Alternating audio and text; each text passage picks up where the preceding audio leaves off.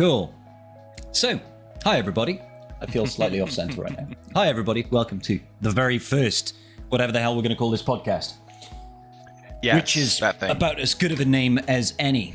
Now, the idea behind this podcast is to be incredibly relaxed, laid back, very freeform, and basically allows me the freedom to talk about whatever the fuck I want to talk about and have to do minimal work to actually prep for anything.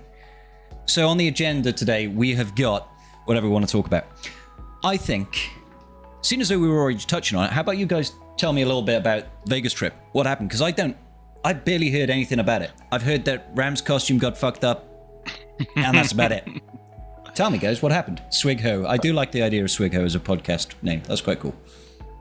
Yeah, SWGoH is a pretty solid name. Yeah, I do approve of that. The only swigging I'm doing right now is water. The aforementioned hangover. Yeah. Yes, that's understandable over there. But yeah, Vegas. I'll be honest. It was mostly just a giant chill fest, a giant meet and greet. Let's all go and hang out at casinos and get drunk, or hang out by the pool and smoke some J's because it's legal over there. All right. Just meet everybody and hang out and chill. And it was just. I mean, some people have we obviously went down the strip, went to Fremont Street a number of times. Had a great time with that. Some people went ziplining. I think TJ nearly shot himself ziplining on Fremont Is he scared Street. of heights? Or? Oh, he's terrified of heights. So there's a whole video of him going, and yeah, he's. He was not having a good time, but it made for good content. But I bet. Yeah, oh yeah. So overall, just a giant chill fest. Had I think the final count was like 27 people there. That's a healthy amount of people. Yeah, for real. And Heinz met up with quite a few because he did multiple stops. He did a stop in Colorado and then did a stop in LA before they went to Vegas. Oh, so cool. He met up with quite a few people along the way, and then everyone. That's pretty banging. The big thing was in Vegas, but he did meet up with quite a few people along the way. That's really good. Was there anybody that you like? Sorry, Wolf. I was just wondering. Was there anybody that you met that you know as a content creator, but you've obviously not met them in person? You think, Jesus, I didn't think that this guy was actually like that. Like his off-stream personality is wildly different to who he appears to be on stream. Any of that surprising stuff happen like that? I'm gonna be straight up, like pretty much everybody that I met is exactly as they appear on camera. Like nice. A bunch of people from Colorado made it over there as well. Got to meet Grid, got to meet all sorts of people, and it's just like, no way, you are just exactly the legend that you appear to be on screen. This is crazy. This is absolutely awesome. That is cool. I mean, yeah. I'm like scratching my head over here if somebody is just like wildly different from how they are on camera, and now pretty much everyone is just themselves, and it was just absolutely really good to see that like nobody's really putting on a crazy act or a front or anything. Like this is really genuinely who they are. So it was really nice. I think what Ranger said is like a lot of people like took like the first couple of hours of like getting comfortable.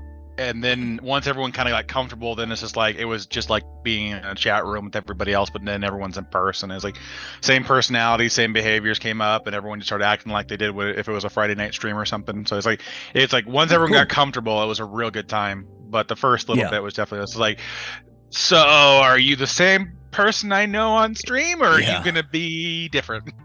I mean, the alcohol is always a great icebreaker. Like, if it gets a little bit awkward, you just need that little bit of, just get that slight tipsy edge going. I mean, I'm an incredibly introverted person, and I'm very socially awkward. So I would have to get drunk before even meeting up. I would have to just be like, all right, let me just shotgun a couple of beers first. Scribe's minibar is just dead in his room. First hour of being there. More expensive than anything else, as I raided my own mini fridge, and the charges therein have ruined me financially for the rest of my life. That would probably be the case. Yeah. Well, Those I'm just really glad that everybody had a good time, man. Yeah. Oh yeah. That's really cool. And as I'll have to Essex try said, and make it to the next one. Oh, 100%, dude. And as Essex said, Heinz, you did take the nipple piercing like a boss. I was there, witnessed it. You got his nipple pierced? Yes. Yeah, Yes. Oh man. One of his sub goals. That's sick.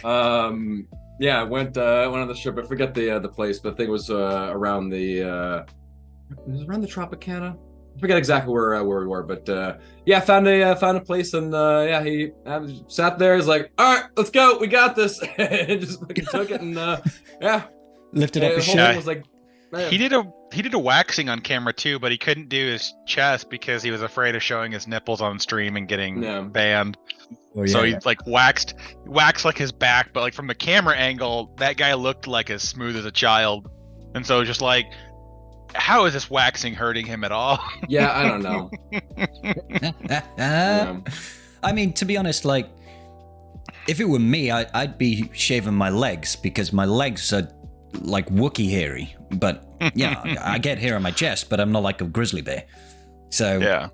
The legs would be more painful and probably more socially embarrassing, depending on how comfortable you are with having smooth shaven, beautiful legs. I don't know. I mean, I it's don't know. great for like the first day, but then like when it starts growing back, it Oh, God. absolutely sucks.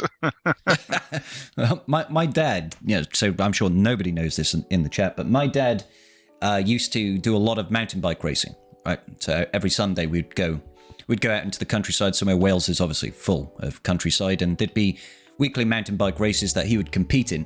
And one of the things that cyclists do is shave their legs because it's extra wind drag having hairs on your legs. So my dad's legs were always buttery smooth. Buttery smooth. Yeah. Yeah, when we were in high school, we shaved our legs when we did scuba diving class because to get in the wetsuits, you just wanted to minimize friction as much as possible. So it's like you trim them really short so that you could get in and out of your wetsuits. Otherwise, it was just a pain in the ass. Oh my god. I have never shaved my legs. I've never shaved my legs. I've waxed my chest once in university, and it was painful, but not for the reasons you're thinking. It wasn't painful because it was like, ow, you're pulling my hair out. It was painful for the reason of they used one of that, like it's this wax that you apply, obviously. Yeah. But you have to heat up the wax in the microwave first. And the person who was doing it in our university household, and we were all a bit drunk, they just chucked it in the microwave and they didn't let it cool. And they just whacked this boiling hot wax on my chest and literally burned my skin. I was like, oh, what? She was like, stop being a pussy, it's fine. I was like, no, you've literally burnt me. You are incorrect, good sir. I am burning. Yes, I'm not normally pink-skinned. All right, that's that big pink march there that's blistering. That's not normal. That is not normal. I'm getting a taste of Anakin at this moment. Hair smell. Oh God, yeah, the smell. Holy crap. That must not have been fun. The smell of burning hair. We've got horrible memories coming back for Scribbly Bibbly. Yeah. Those are some deeply repressed memories at this point. Those are some memories that I don't need to relive, I think. But hey, there we are. Okay, so diverting the chat to a little bit more SWGoH-related content. Let's think about what's happened recently. We've had Captain Rex, we've had GL Leia, and we've had upcoming Leviathan farms. Now, everybody in this chat is ready for Leviathan, right? I'm pretty certain. I mean, Carthric wasn't ready, like, before the event announced or anything like that. Oh, yeah. He's been ready for months. I only had 2 characters to take up in relics. It was HK to R7 from R5, and then DR from R7 to R9. And that was it. You basically sneezed and you were ready. Oh, yeah, okay, I'm Leviathan ready, let's go. And I'm assuming the crystals isn't going to be much of an issue for you, Carth, because you'd be like, I'm not going to hoard crystals. There's a vault button here. Oh, well, that's a very fair fact. The vaults I threw down on getting Phoenix ready for this week of GAC is also their fun little side adventure. Sign-ups tomorrow, right? Yeah. CG did this really interesting thing where they finally started like their, like the top bar of your shipments is supposed to be related to your account, like it's supposed to market you things that you might buy. And then finally, like I think the last 3 days of last week, it gave me droid brains and arrow magnifiers in every single refresh of my my hourly shipment, my 6-hour shipments, like the normal shipments page. God. Yeah. So it's like, well, I don't have to wait for the TW to come back now to get Kanan up. So that's definitely one way of looking at it. And just recentering you a bit there, Karth, because I realised your face wasn't very central. So let's fix that just a little bit. It's triggering my OCD. Trying to sit up proper. No, but it's not you. It's the way I cropped the camera on you. You look much more central now. That's good. And you, Wolfie, you're all set now as well, aren't you, dude? Yeah, sorry, I'm still I was a little phased over there as Karth saying he's getting his Phoenix ready for GAC. I'm still processing that. Yeah. It's like, guys, 5v5 is coming back. Make sure you've relicked all your Phoenix. Let's do this. Yeah, that's gonna take a while until I get used to hearing that. Yeah. But, what a difference 30 days makes, right? Yeah. Mm-hmm. Indeed. Yeah. But yes, I am ready for Leviathan. Got my last requirements. I think it was Darth Revan up to Relic 9 Nice. right before, probably like 2 weeks ago. So I've been ready for a little bit. But You were ready well in advance then. Nice. Yes. I mean, I was worried or waiting or expecting it to come back, 2 weeks ago. So I was like, let me just be ready just in case it comes back like right after Conquest, right after this. So it was like, just be ready rather than sorry. I was definitely panicking. Yeah. I was thinking that we were going to get it before this version of Conquest landed, so that it was going to fuck over anybody that didn't get the Fury class interceptor before the end of the 3rd round of Conquest last time. I thought they were trying to exclude those people from it to try and encourage people to do it this time, that sort of thing. But yeah, needlessly, I was ready, but not quite as ready as you, Wolfie. I only finished up my Rex it was earlier this week.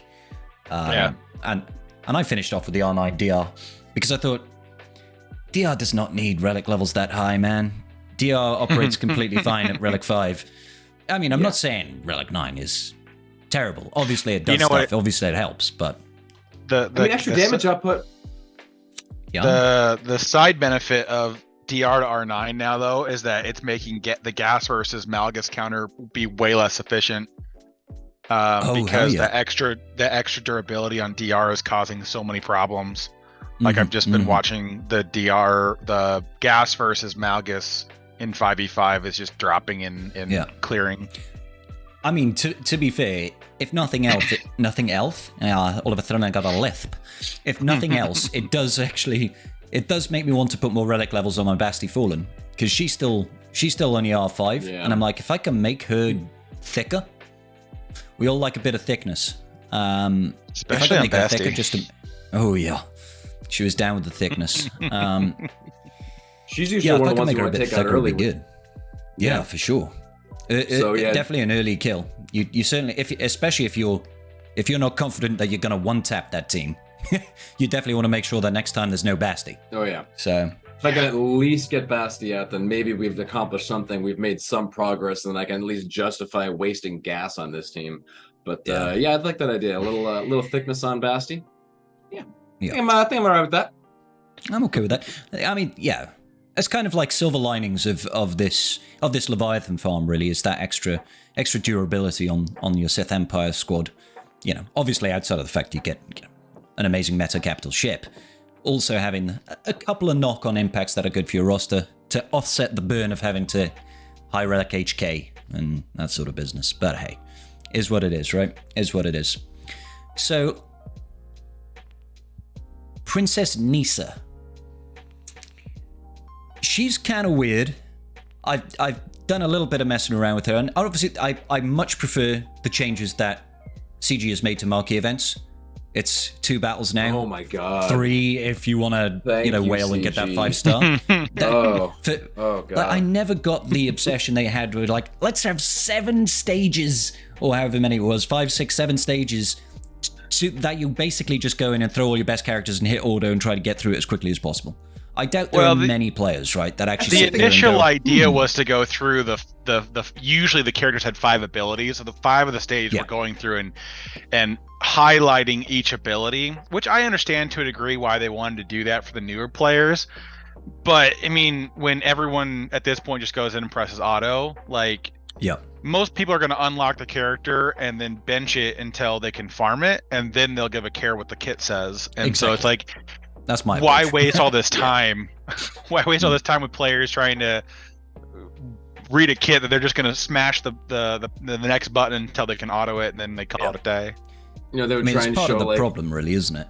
Because like the current environment, the ecosystem of the game is 90% of, or let's even say 99% of all characters that we use these days, unless you can actually relic them, they're not going to have use, right? You can't use datacrons, you can't put 6e modding. So there are very few use cases these days for being able to use a 3-star marquee in a competitive environment. So that kind of already hampers their use, right? Like Mara Jade, you could sort of use at 3-star. There was a couple that you could get away with the very low stars, but but it's Mara been a minute since you had like one of those support characters. Talon you could get away with. Just to give 20 speed. It's like nice. Yeah, those characters came right before the introduction of Datacrons, though. So that was a time. That was a time where it was still viable to do that. You could have mixed relic teams and people on gear 12 and everything, and But now it's like usually, unless you only have like a level 3 Datacron, usually a Datacron with an R5 team is always going to outweigh whatever stats you can add to it, unless it's like one of those things where it's like the old DR meta. If they're going to use Imp Troopers, where the 20 speed is going to be the deciding factor, if they have to use gas or they can get away with Imp Troopers, then there are very niche things where they still apply. But for the most part, it's R5 or bust at this point in the game. Pretty much, R5 is kind of like landing pad zone. If you are above this, you must be this high to ride the SWGoH ride. R5 is that height requirement, right? It's a shame. It's a shame, but it just means that new marquees, for the most part, just kind of sit back there until either you're ready to wail on it to get it, which is not most of the player base, or until it becomes farmable, or at least in shipments for people to go through. Like I can't see me currently farming characters from shipments just yet. It's still a little bit too pricey for my taste. It'll cost you about $150 to buy it through shipments versus the $300 it'll cost you to buy it through the marquee packs. So it does cut it in half if you're talking about like crystal value on it. But I mean, it's very, very, very rare at this point for CG to launch a character that just has a massive out of the box impact and worth the immediate 7 stars relic 7 investment. Even with Phoenix, like Captain Rex is fantastic and transforms the team into doing some pretty absurd things. I mean, the Hera Ami with Rex is beating Reva and TW on auto, and it's just crazy, man. That's bananas. But like, you also need to have I the beat entire Reva on team. auto with Phoenix. You need to have the entire team at R5 for that to even function. And so it's like, very few people have that investment. So it's not just getting the one character up, it's taking the entire squad up. And that's where it's always the breaks for a lot of people. It's like, if it was just R5, the one character, like Death Helm saying Zori is kind of the opposite, where most people already had relic resistance, so getting Zori early was a good trade for some players versus with the Ewok and shit. Rex. You like who the hell actually? I know a lot of people actually do have their Ewoks up and relic and everything, but like most people aren't going to have them up and really running and whatnot. And I will say like about the Captain Rex and everything. Just wait until they get the Datacron for him. Like they're gonna give him level 7 Datacron. Rebel Fighter is coming on the next Datacron set. I guarantee you. It's a matter of time. Let's just be realistic here. This is how they do. They bring out the new character, make you well on them, and give you a level 7 Datacron as a reward. It could be Rebel Fighters and Ewoks in the next Datacron set. There you go. Well, your Princess Nisa. Unlikely that Ewoks will be, because she won't even be in shipments when the next set launches. And more of a reward for the whales. Done. Easy. So the next Datacron set will come out in 3 weeks roughly, and she will be just on the verge of hitting shipments around that time. So unlikely she gets a part of it, but you got to just look backwards and look what the last Datacron set covered with the Cal requirements. Like we cover up the Marin, so we still have Tarful and Saw, so we could still get Wookiees. We can still get Rebel Fighters. We're definitely gonna get one for Cal Kestis. I guarantee that comes out because it'll it means that basically the midway point for the Datacron set, Cal should return in the game. Makes sense. So I could see a And I'll be Jedi ready. one coming out. Mm. I could see a Jedi one coming Oh out. yeah, in 3 months next you'll be set, fine. Rebel Mhm, Fighters, Wookiee. We might do a full light side set on this one. Yep. Hold on. Which It shouldn't be running out. It says 10 minutes left in the call. I think I just drop out, right, and leave you guys in, and then I can rejoin the call or something like that, is it? Zoom is saying Sure, it's don't- about... Yeah, it's Zoom being a dick. It's fine. It's fine. So, yeah. I was going to say something now. Shit, what was it? We did... Talking about Datacrons and how we get new Cal Datacron coming out and everything. sets, And yeah, it's going to be nutty. But I've done no real research around Nisa's viability. Like, we know Captain Rex can do crazy shit in TW in particular, beating Reaver teams. Has anybody seen anything that Nisa brings to the table? Because, Apparently like they're Wolfie beating says, stuff not like- many... Apparently they're beating stuff like CLS. Apparently they're actually Yeah. doing some pretty serious things with the Ewoks. I mean, you need high relics on them and everything. But if you're investing in Nisa at this point, you're probably running out of things to relic. So you just have Ewoks. Well, and they're Just requiring her because- at R7 anyway, so Yes. it's like, and surprisingly, a lot of the Ewoks are required at high relic levels between the TB. So there are going to be players that have that Platoons investment kind of everything, already. Yeah, I locked think in Wicket's a little bit. relic 8 probably somewhere. There's Yeah, a Wicket's couple Relic of them. 8, T-Bow's R7, Logray's R7, Scout's R7. I don't think Chirp is ever required somewhere, but I mean, that's neither here nor there at this junction.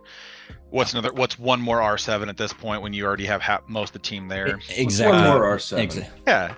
And that'll But, feed them into One raid. more Ewok Yeah, exactly. to R7. I mean, The thing with them particularly right now is that the testing's kind of coming back as a little bit inconclusive because Okay. there are some teams that it does beat, but if there's a team that can control them basically through not allowing them to have their buffs or land days on them, they really struggle.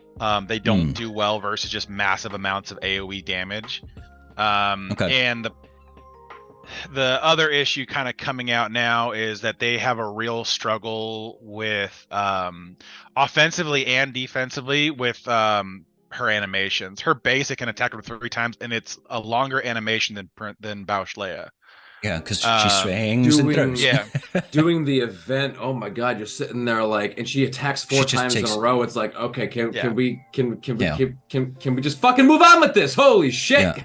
Like it's a little Like, bit much they, sometimes. They should have just they should have just done the one animation and had it deal damage multiple times. You know, so it if it, like, deals threw out damage 4 like rocks or 3 or 4 something. times. Yeah, exactly. Well, That would have saved us all a lot of time. They wanted it to proc for different things because of how her kit interacts with critical hits. So she can't gain the TM gain every time, but there are other things that she gains off the critical hits that will help feed the team to a degree.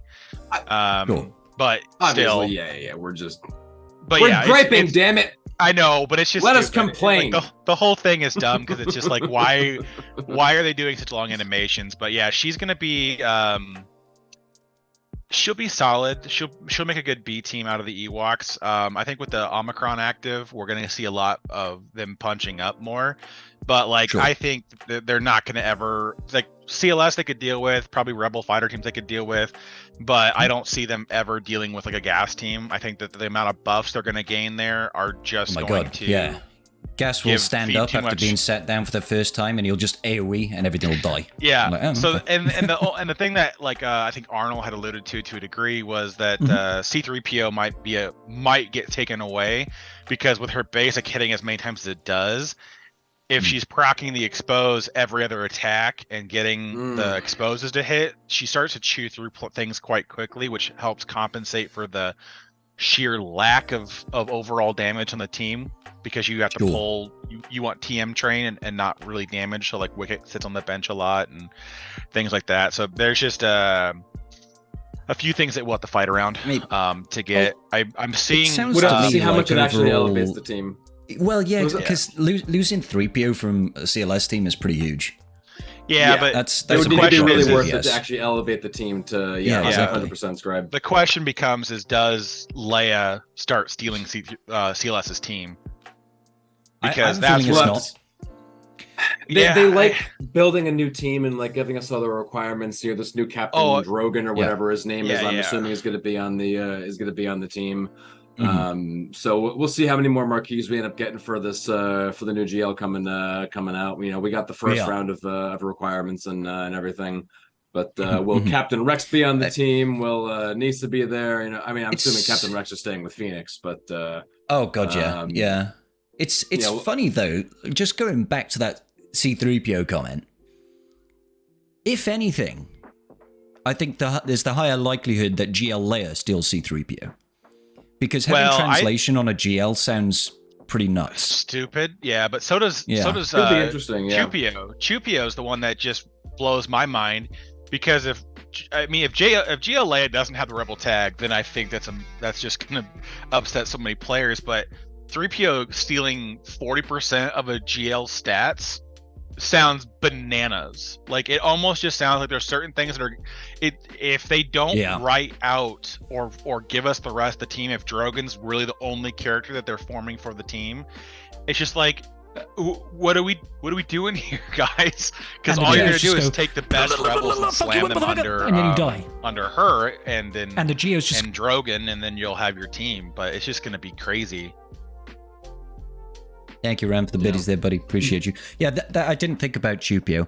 I guess, if anything that we're going to see, and we talked about this before in the past, talking about GL Leia Carth, is that it's quite likely that we see something written into GL Leia's kit that makes her similar to how Jabba was with Hutt Cartel. So she has some synergy with Jabba has some synergy with bounty hunters or with scoundrels in general, but really you want the Hutt Cartel sub-faction. So it might be Rebel Fighters, or it might be a completely new tag that they only announce once GL Leia comes out. That is basically Rebel Fighters, but specific subsector of Rebel Fighters, like Endor Heroes or something stupid like that, Endor Attack Squad, Endor whatever, something like that. Exactly. 100%. Yeah.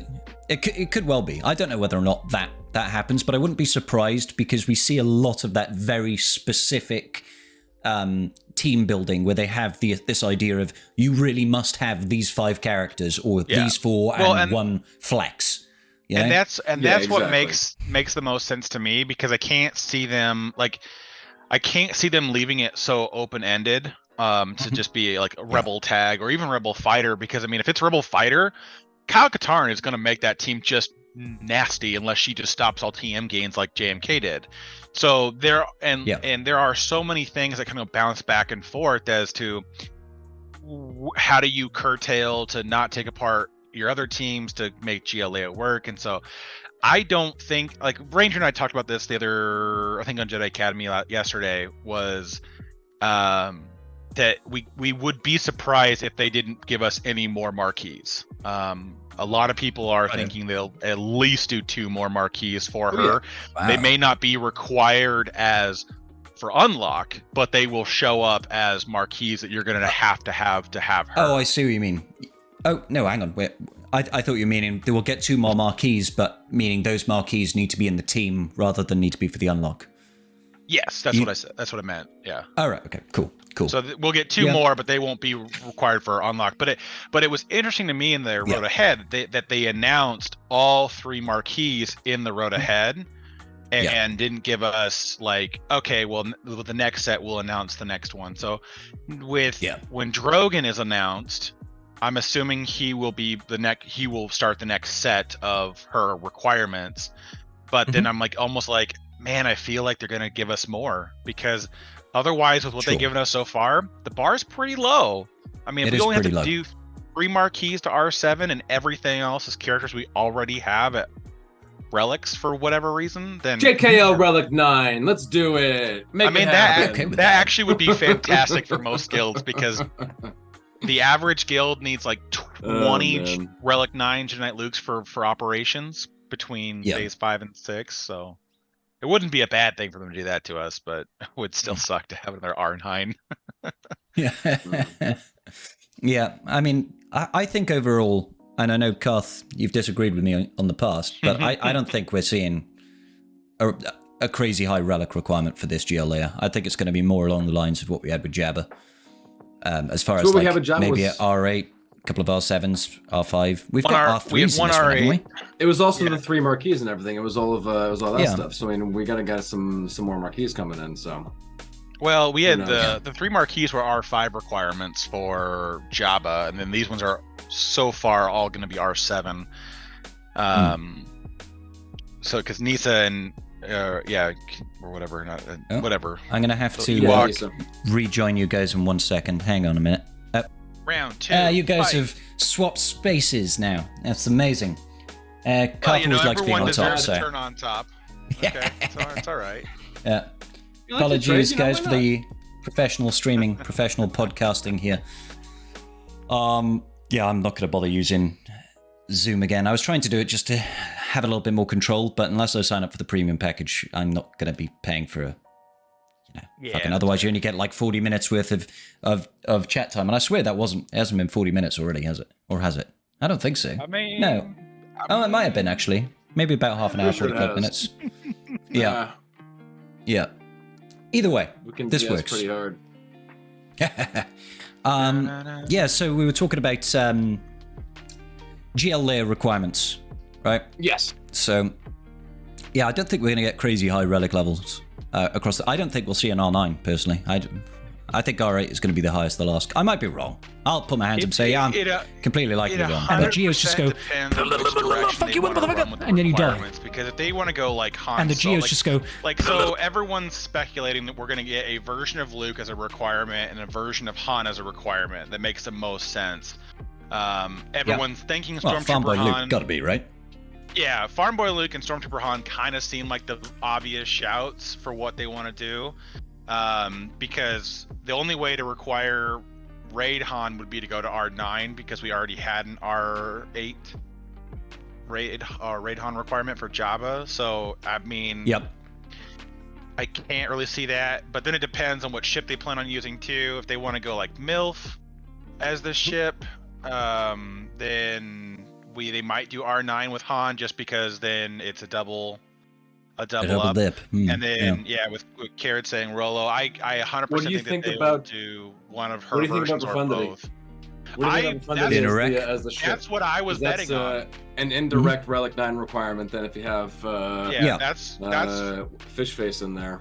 that's what But I they- was they betting might go on, was them the, requiring Profundity, maybe only at 6 stars, but I was going to say, they might go down the route of not having it max star, like Finalizer and the Radis were only 5-star even- requirements even- for Ray and Slacker, even right? JMK only required R6 or 6-star negotiator. Negotiator, Yeah, yeah. which is so weird, man. No.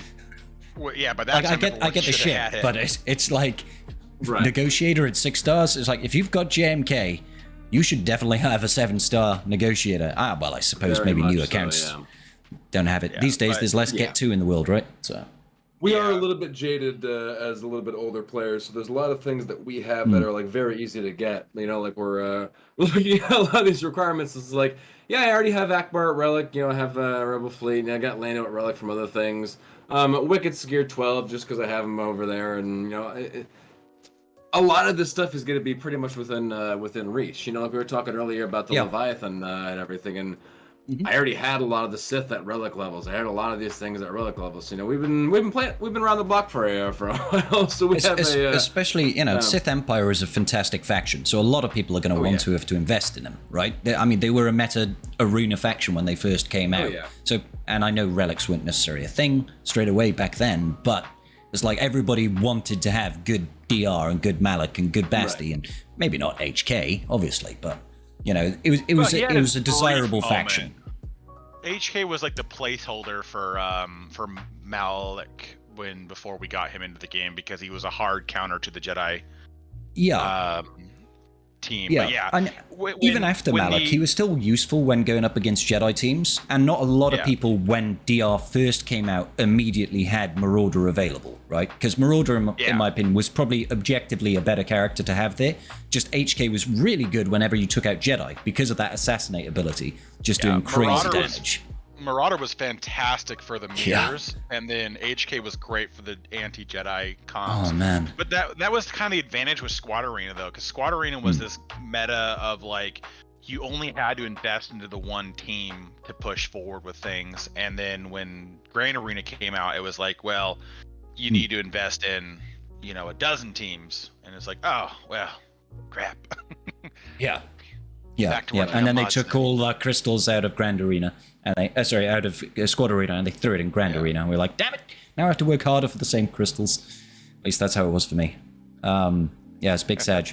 I do very fondly remember the Darth Revan mirror matches when you've got Marauder in there, and you just time it so perfectly that you could turn with Marauder and just one-shot their Malak. It's like, whoosh. But then everybody started taking really high relic levels on their Malak, and that became very difficult to do. But it was cool. Marauder was great fun. Absolute beast. Yeah, for sure. No joke. Yeah. Right. No. Serious business, guys. It was also good at stopping people from using troopers if you didn't know what you were doing. Yeah. Yes. The number of people who Some- would stomp it with also- range trooper, and it's just like, guys, come on, Well, pay it was- attention. I was gonna say- it kind of forced them to bring up those trooper relics a little bit, because you needed to have like R3 minimum to bounce the turns around long enough to actually get through. Like if you didn't have them, at least relics to max out their speed, not missing that one turn where you couldn't do a mass assist or get your turn meter from a kill because of the protection up, it really could screw with you. So they did some things there that really kind of started pushing up the investment level. And Wolfie, that HK messing up Imperial troopers can still work even when you do realize that HK will stop that TM gain, because you're like, I must not use that stomp until I've killed HK. Anyway, so I stomp, and they're like, So I stopped. Yeah. damn it! So I Just went started over this. stomping. Come on. It's like, I'm stupid, all right? Yeah, I've done that like literally so many times. The muscle never memory mind. kicks in, and you just I see forget buffs. about it. I want to click buffs. Range troopers I are a great must remember unit. not to stomp, so I stomp. Yes. Mhm. Yeah. So Only anyway, I time, started like, stomping. it's benefited me is because I'll target HK and then stomp, and then somehow the assist calls range trooper or dark trooper, and it kills them, and I'm like, oh right, well thank God that it killed him. Bullet dodged. Bullet dodged. Yeah. Yeah. That's good stuff. But yeah, That's good stuff. for Leia, I 100% think that they will require the profundity. They gotta put a joke.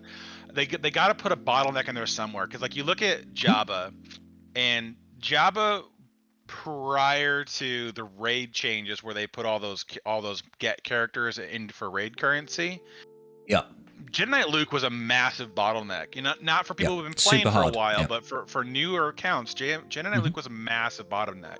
And so I think they're going to do something similar. They're going to put something in there that is a chained requirement. It's like profundity at 6 stars. Like, okay, yeah, but then you require then it's the additional requires all those other 15 things, requirements for profundity to unlock. And so it's like it just kind of chains these back a little bit. And I think that's where they get these hidden things that stop younger accounts from immediately diving into the top of the meta by not being able to unlock it right away.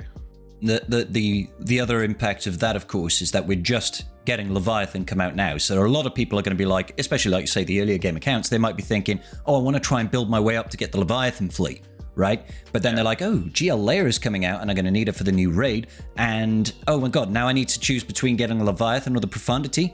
And I'm like, Gad, which way do I go? Sort of thing. And obviously the answer is Leviathan, but it creates that additional stress, right? It creates that additional focus point that you have to get this capital ship down. And it's not a bad requirement. It's a good requirement, but it's not something that you can snap your fingers and have done in 2 weeks' time. No, it's like Relic 9 just doesn't massively with Relic 9 doesn't fall out of the trees, but when they put the raid currency to give you the get current characters, it really helps speed up a lot of the younger accounts getting into Jabba right away, because you could now get Hermit Yoda, Malik, Wampa, and Gas with raid currency, and you can literally have them done in like 6 weeks. You can get a character done in 6 weeks. It's crazy, from zero, super quick. Instead of 6 months per character. Yeah. So it's like you can have all those characters done in 6 months, which is what it's going to take you to do to unlock the rest of the requirements for Profundity or for Jabba that you have to put together. And so it's going to be, I think that's kind of be the route they go. They need to have something that's going to actually bottleneck the unlock process, or Yeah. encourage spending, I guess is a better way of phrasing that, because that's what they always try Well, to that's do. the goal, right? Yeah. Yeah, a new Oh, yeah. character is something to encourage spending. Yeah. Yeah. So Because I guarantee you the Leviathan unlocks would be a lot larger if we didn't have 2 chases right before the event came out. oh my god, yeah. I would have the crystals ready probably for a full 7-star unlock if it wasn't for that. But hey, I digress. Whatever. So just riffing off that, I know we've spoken a little bit about in the past, but let's talk about the upcoming raid on Endor and thoughts and concerns, I guess, because I've raised my concerns, my worries about raid reward economy changes. I know we've had no confirmation, but it is suggested that we are most likely going to lose Mark III raid currency from Crate Raid when it comes out, because it will no longer be the featured raid, right? And they said that the featured raid is the one that has the raid rewards in it. Obviously, that was before they announced how the reward structure with the Mark 1, 2, and 3. But if you look at the other raids, you look at the legacy raids, if you will, they've got Mark 1s and they've got Mark 2s, but no Mark 3 rewards. That's the unique selling point of the featured raid. So I'm making some assumptions here based on what they've said. But what do you guys think about that? How do you think that's going to impact the way that guilds operate? And what do you think, like, player feedback is going to be if all of a sudden we just lose Mark III from Crate? You're definitely not the only one like making that assumption. I've heard that floated by others as well. So you're definitely in good company with the very careful reading of that. You know, them saying the featured raid and the Mark III and everything. As far as where that leaves guilds, it's a weird question to ask. Very just in this one specifically, just because of the list of actual characters that are going to be required for this raid. The amount of it's like rebels and imperial troopers that everyone has already up and ready to go. So it's going to be a pretty easy, shift into that raid once we're going over there. For future raids where they may have things where everybody doesn't have them at higher relic levels, where they're more sort of niche teams and random sort of stuff, then it's going to be a little bit different discussion. But this is it's a weird like perspective from this, because a lot of people will be able to shift into this pretty easily and may end up getting better rewards from this one than they would have gotten from the Crate Raid, just because these are mostly standard rebels, Chewbacca and Han Solo and like Wedge, I think was Jedi Knight Luke. They had like Moff Gideon and like all of these like regular ass units which people are gonna have, like pretty much everybody but the Ewoks. So this, as a sidebar, I'm really happy to have an excuse to high relic a few more Imperial troopers. Like, I'm happy about that. I'm happy about that because I'm like, I could actually make a functional Iden Versio team. I could actually have these guys because Oh yeah. Sorry, something just occurred to me now talking about it. I was thinking, currently Crate Dragon Raid has got 5 attempts. You can register 5 attempts. Yes. There are only 3 characters that you use per attempt in this one. Do we think we're going to have like 7 attempts, 8 attempts, 10 attempts? So we need to relic more characters or high relic characters. This one is already guaranteed to have multiple phases. I guarantee you. Okay. This one's already lining up for that, because there's no way that we would be using the Imperial troopers on the scout bike chase. Like, it doesn't make sense. Unless we alternate back and forth and have you do a dark side version and then you do a light side version. And That's you do possible. Your 5x3 and then you do your 5x3 That's and they possible. have 2 different perspectives for the raid. Mm-hmm.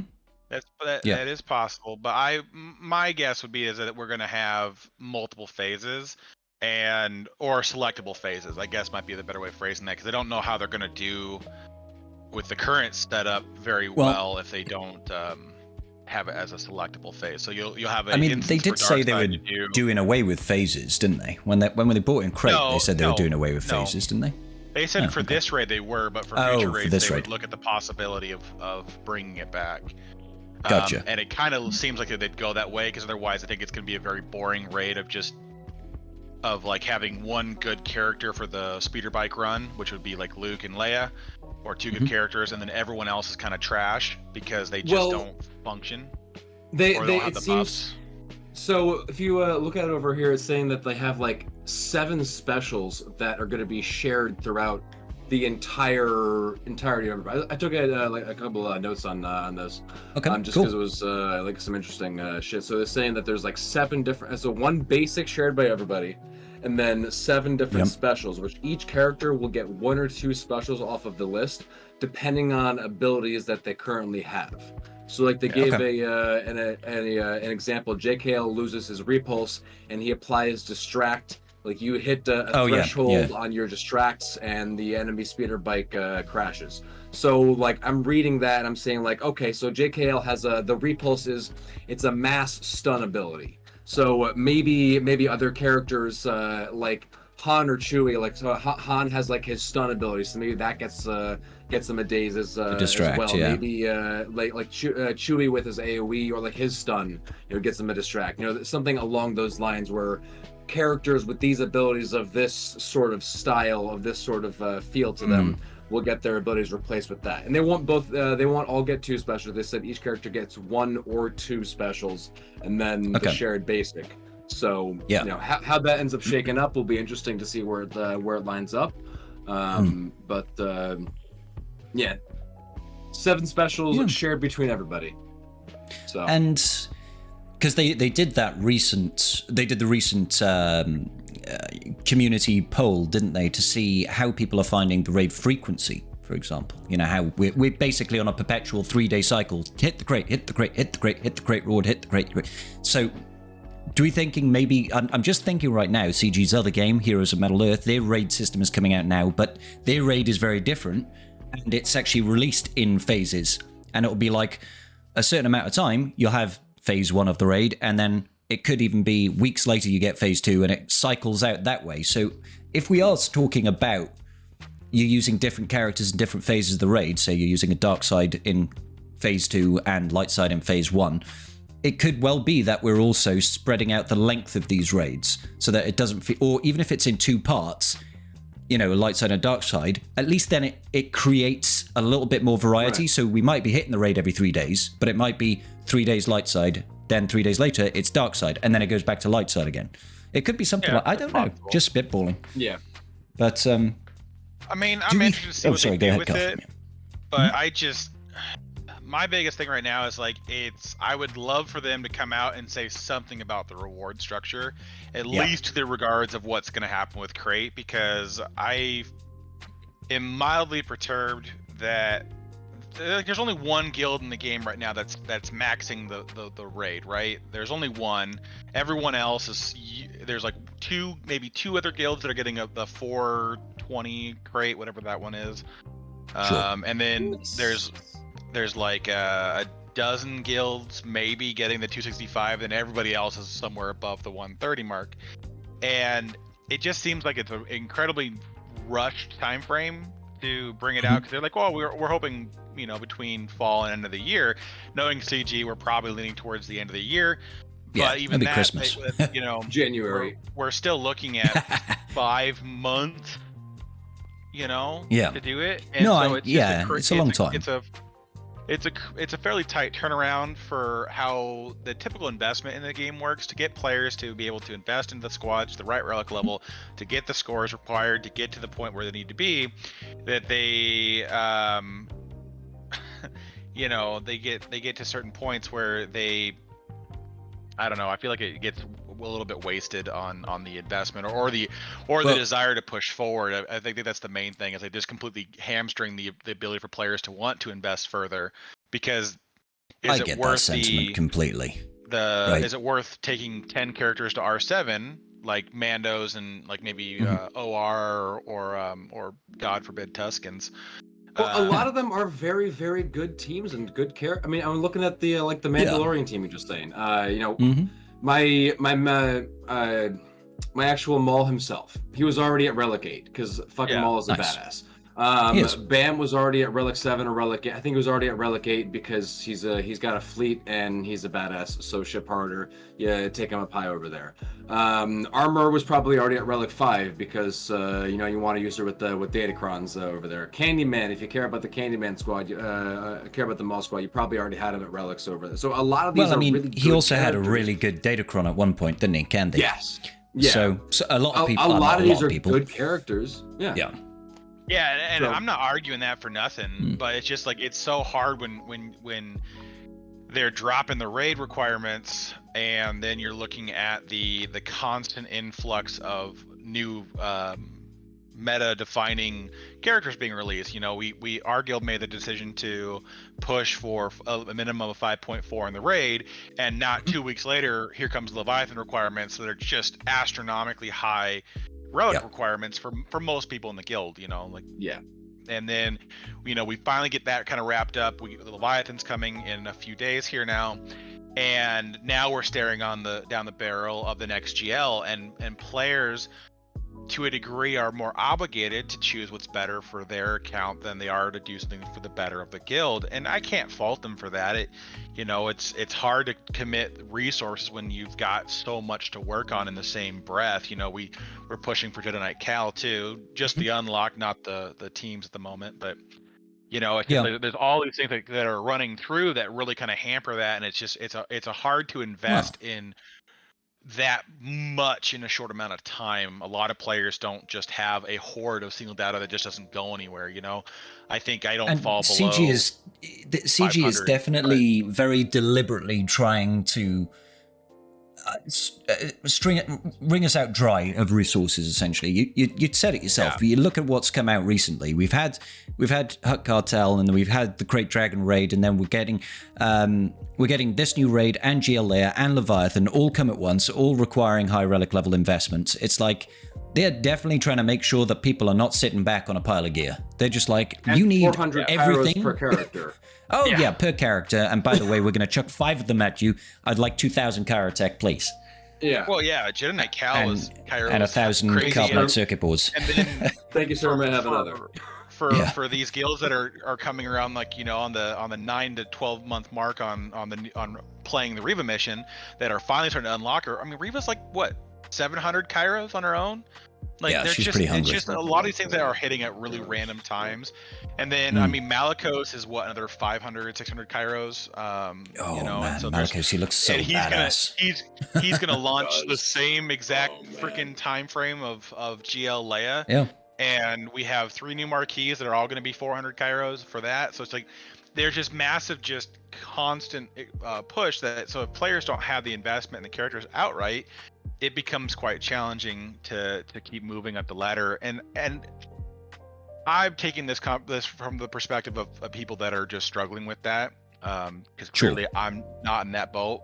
I'm getting 10.2 million in the raid. So you're not struggling. When I filter through your roster and I look at weakest character, it doesn't show like just one person that's not at relics. It's not just it's not just one person at gear 11.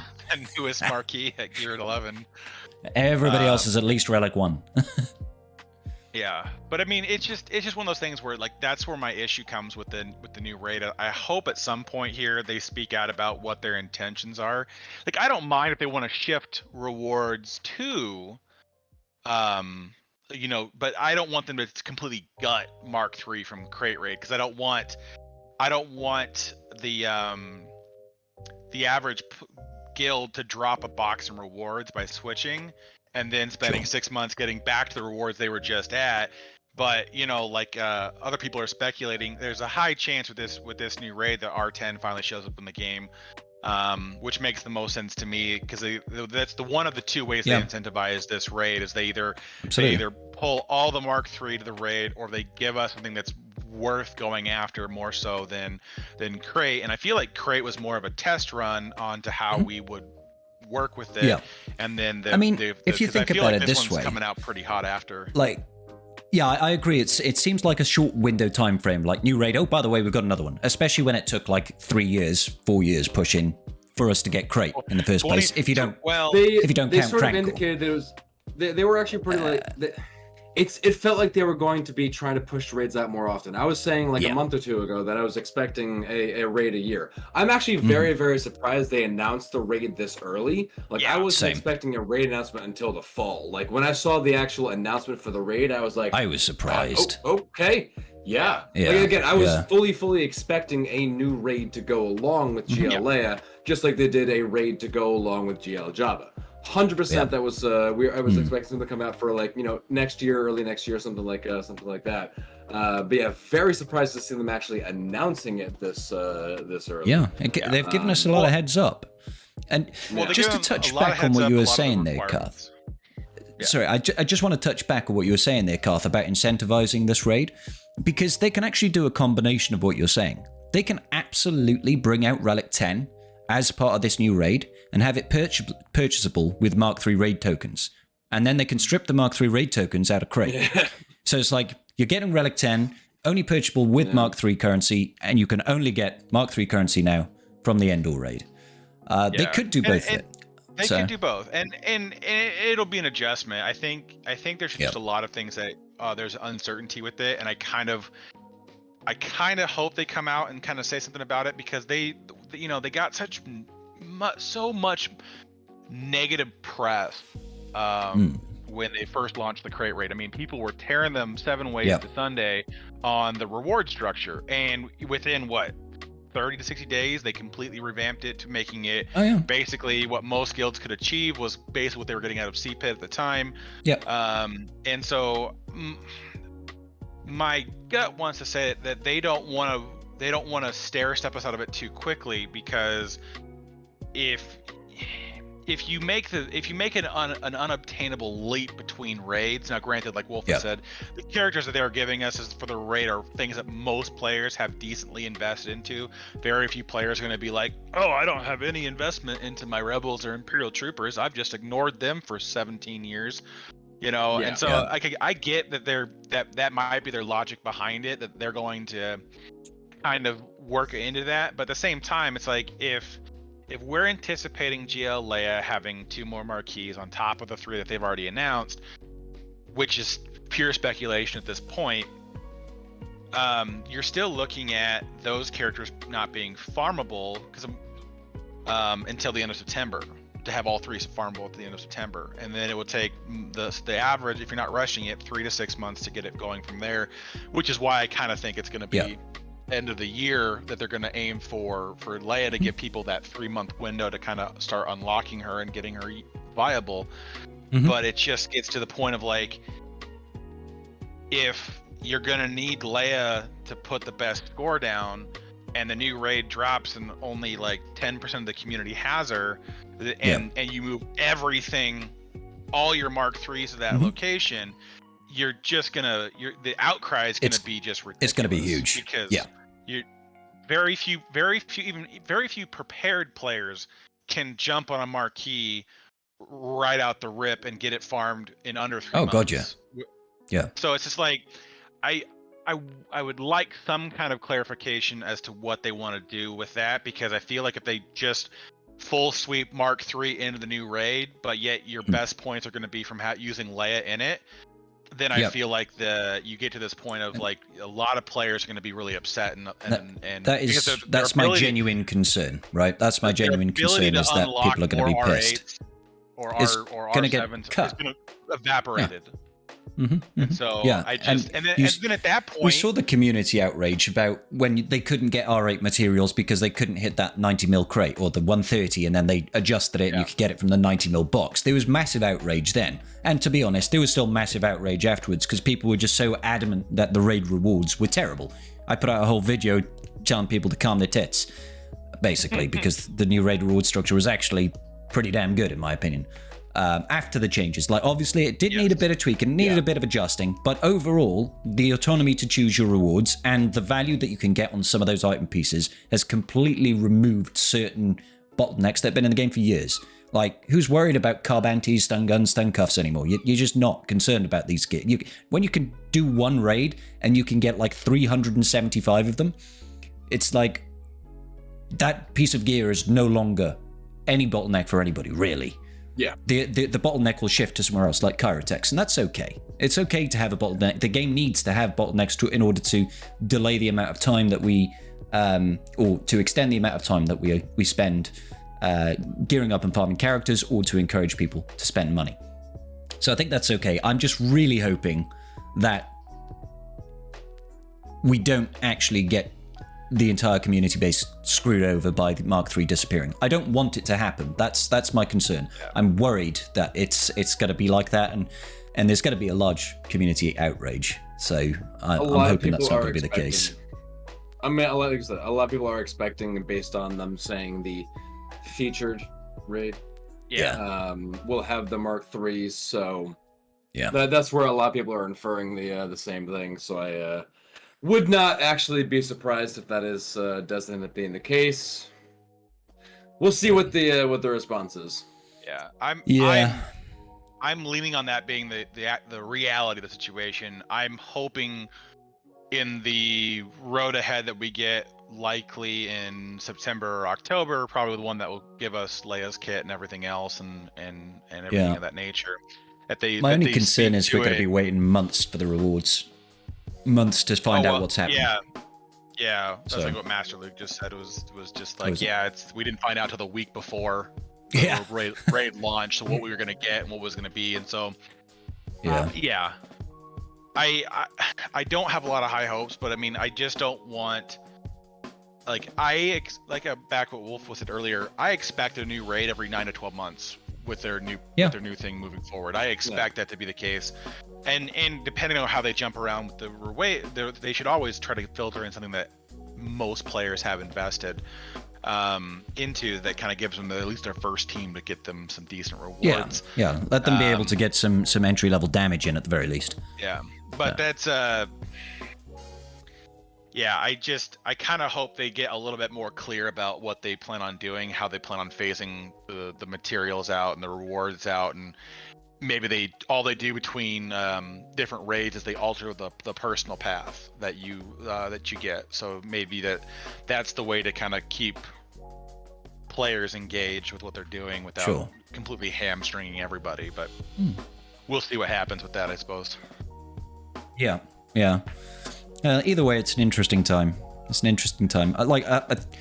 Before the announcement of the raid, I thought we were in a pretty good spot as far as things were going. We were getting some cool releases. I love the changes to the reward structure of the raid. It really does open up the possibility of investing in high relic levels across the board. It gives you that engine to just start relicking people. Like these days, I'm not so much worried about gearing up old characters, but I thought I just don't have the gear to do this. I don't have the gear to throw on my Night Sisters, for example. Now that's less of a concern now, because I'm not worried about the gear. Like they don't need Kyrotech. Gearing up old characters is a cinch now. It's just like, you might not be able to get them all the way up to relics, but you could probably take them to gear 12 without having to really farm anything. You just go into the store and you're like, I'll spend this currency, I'll spend that currency. So that's pretty good. I'm just hoping they don't undo that good work. Is the main thing. Yeah. All right. Do you guys have any speculation on what else might be required for GL Leia? I know we've touched on there should be a version of Princess Leia. There's probably going to be a version of Luke. Farm Boy Luke. Come on, let's give Farm Boy Luke. It'll likely be Princess or Rolo. Yeah, I'm down for it. Please make it Princess. Oh yeah. I mean, Princess Scribble over here. How far back do we got to look at the update post to find the characters they moved all those farms? Oh, they God. A block of characters they did. Yeah, and that looked like a big signal of Leia. We need these. Yeah, they made them farm Ezra. Possibly. I mean, it would make sense to me as well to require some of the Phoenix members. Because they had a heart-to-heart in a Rebels episode. Yeah, that they did. That they did. But I mean,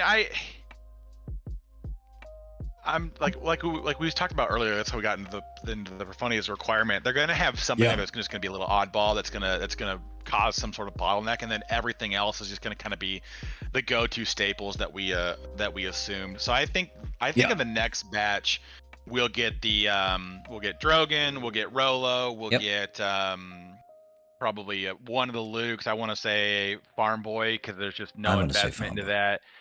Yeah.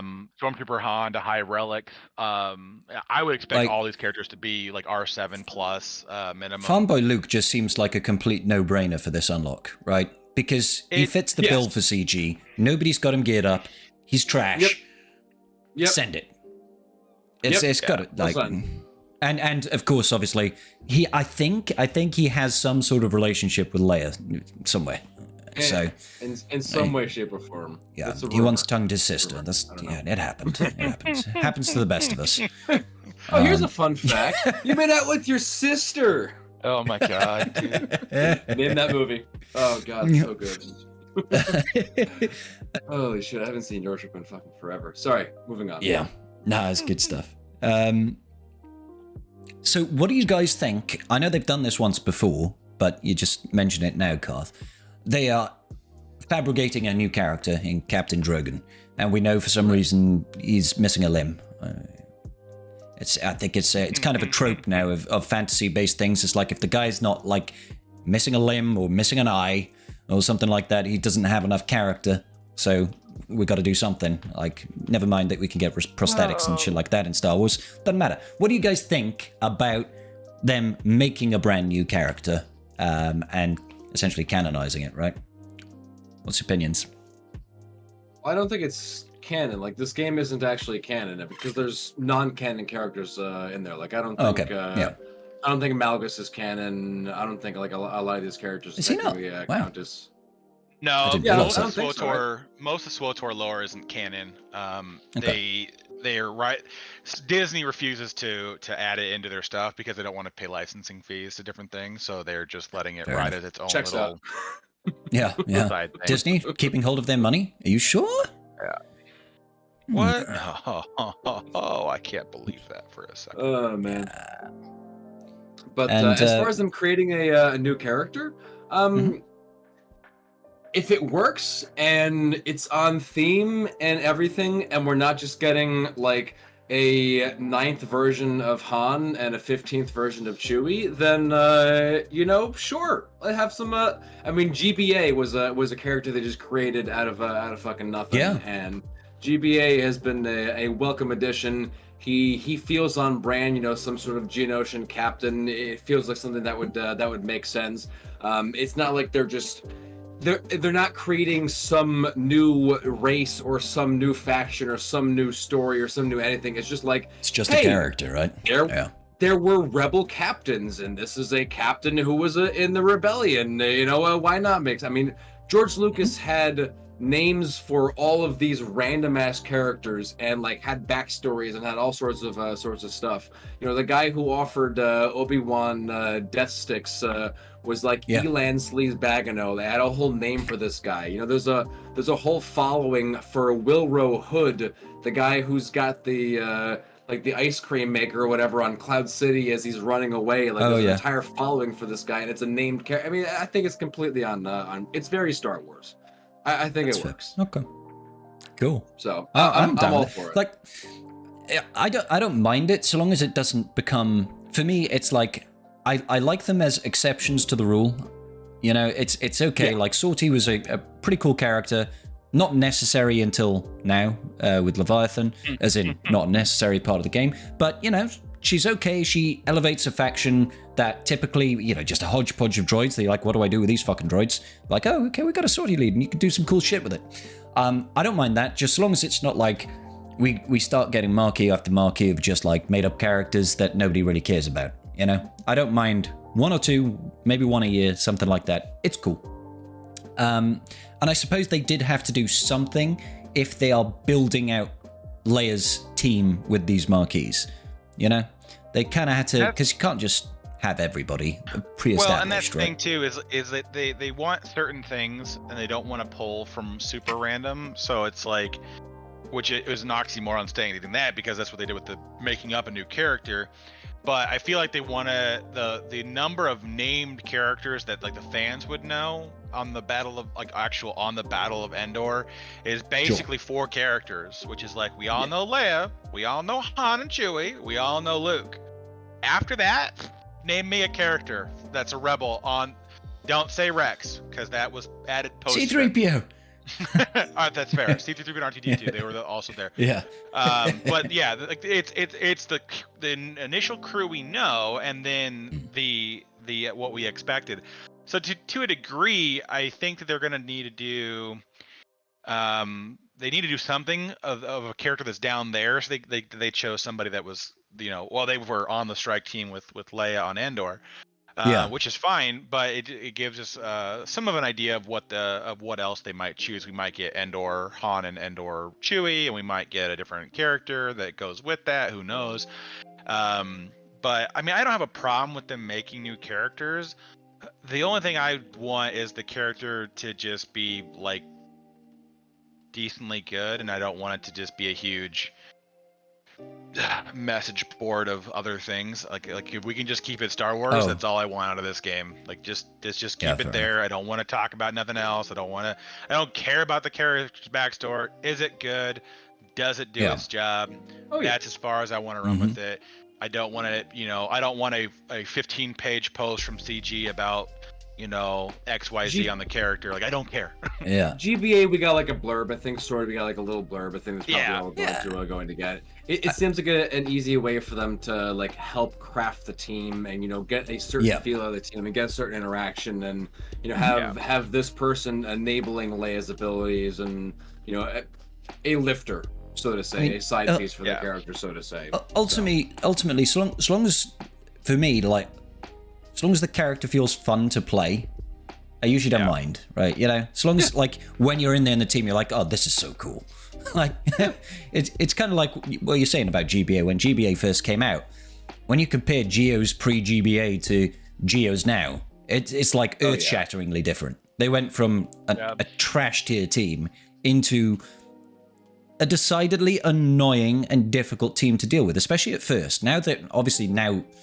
It's quite an old team now, and it's figured out, and you know what to do with it, right? But back then, it was like world changing. Yeah, they've had their ups and downs. They've had their ups and downs. They still have their viability too. They do.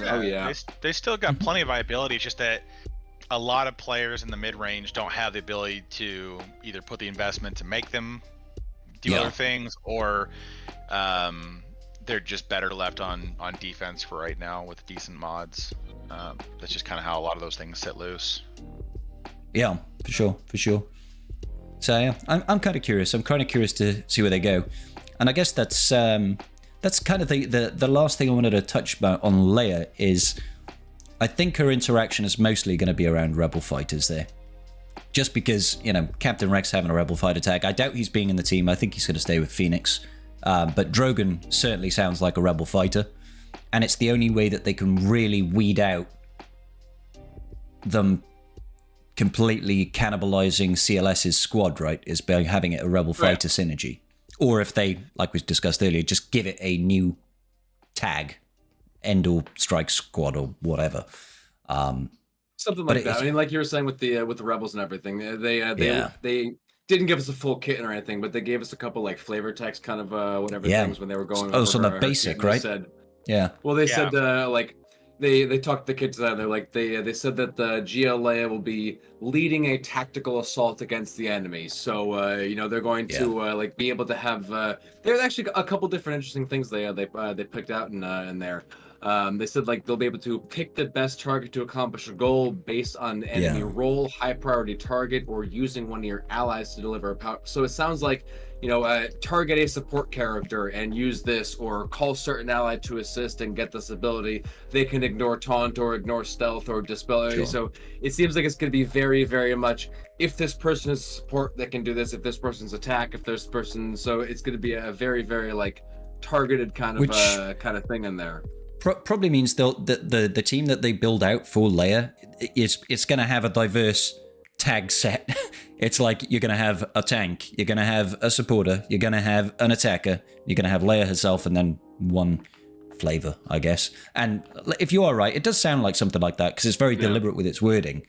Picking the best attacker to accomplish the job, give them special whatever. It sounds like they're going to try and encourage that sort of interaction to help you probably counter different teams, I guess, different GL squads. I have a feeling she's Sorry, go ahead. Yeah.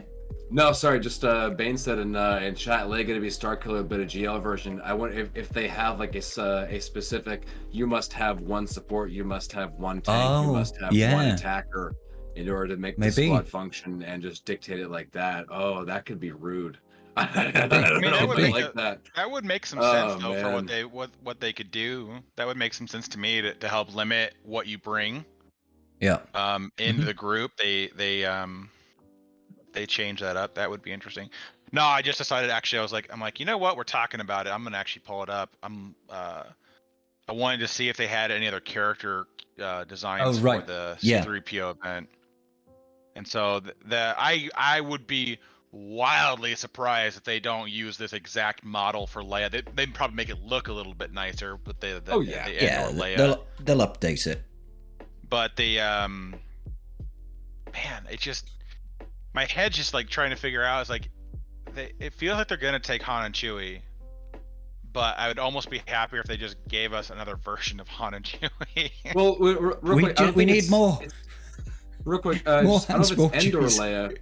I don't know if it's Endor Leia per se. They just say like, Galactic Legend Leia Organa. Did they actually say specifically it was the Endor version? The silhouette looks like her. If you pull up the journey guide, up the journey guide portrait of her and then go to the C3PO event, it's the same model. Yeah, it's like that poncho that she's got. Yeah, it's highly unlikely they don't give us, which I was hoping they would, and I was hoping they would give us General Leia from Battlefront 2. I was expecting more like that, or like even as she's given like the commands before they go down and do the mission. I was wondering like they go like that sort of route. But that's what I was hoping for, to be honest. That's what I was really hoping for with it, was that they went that route, and they did not. Oh, okay, yeah, definitely. You can see like the cape and everything. Okay, we're gonna go with the Endor Leia version of it, but I was just curious to see what else they might end up doing with that. And so, I mean, if they want to do, I'm just trying to figure out who else they take, because if they don't give us marquees, and they may not, we don't know. Yeah. Maybe. Well, I don't think we're getting Nisa in the Princess Leia team, so. No, and I doubt we're getting Rex, because finally a spot for Rebel Soldier. Oh my God, dude. Yeah. No. He is like the worst tank I've ever laid eyes on in the entire game. Okay, but JMK made Clone Wars Chewie usable. So they're gonna give Hoth Rebel Soldier a GAC Omicron. All right, that's what they'll do. But the problem is that Hoth Rebel Soldier is a support. He's not a tank. Just go with it. I know, right? Just believe the lies. It'll make you happier. Yeah.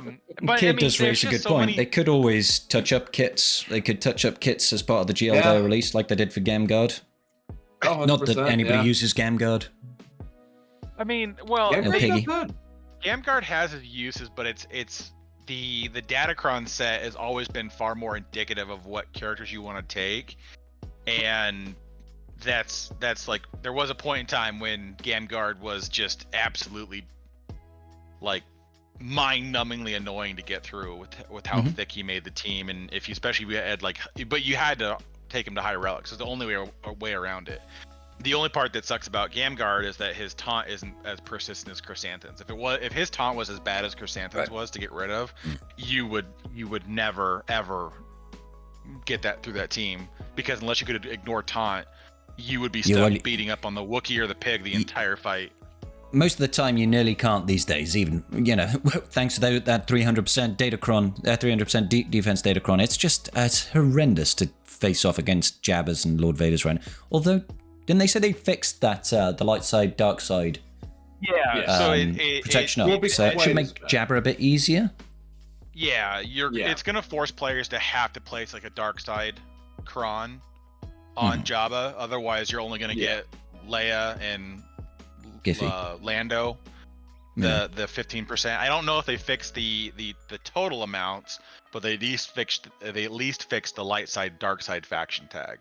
So I don't know. Make one of them easier to kill. You got to choose between keeping Chrysanthemum and Jabba thick, or keeping Bouche hard to kill. Yeah. Well, with most people when they use JMK, they just leap on Bouch anyway. So who gives a care? Yeah. No, exactly, yeah. I would rather just make keep the dark side. Pain in the butt. Yeah, keep the dark side. That's the way. Yeah. That'll be the title of this podcast then. Keep it dark side. That's the name of this episode. Thank you very much, Garth. I appreciate you. I'm here for it. But yeah, there's a lot of things that go on with the new one. I'm okay if they want to bring in more marquees, if they want to give us another, like that's the only thing is I think they're trying to avoid bringing in another iteration of Han and Chewie into it. But if she's a rebel, man, I can't imagine how they don't wind up on that team with CLS or Chupio. I mean, really, if she's a rebel tag, she's taking Chupio.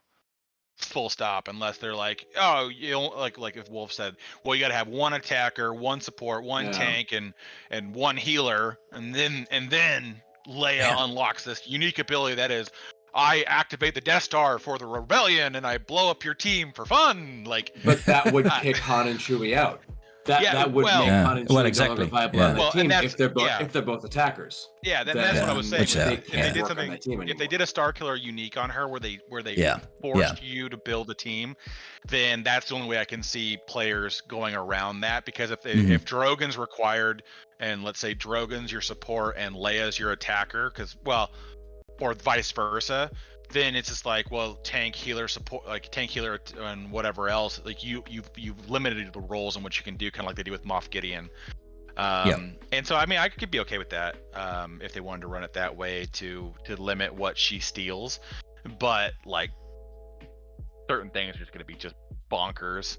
Like I can't imagine her not stealing C-3PO or Chupio or R2 at some point, because they all have use under that. R2 is not too bad of a loss, to be honest. But what we're really saying is if she is not going to have like specific Endor Strike Squad or whatever tag faction, and she starts cannibalizing CLS is going to be the new Padme, right?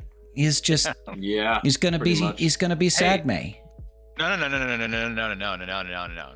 He's gonna go hang out with Seer. I was actually gonna ask him to see it go on the online force user.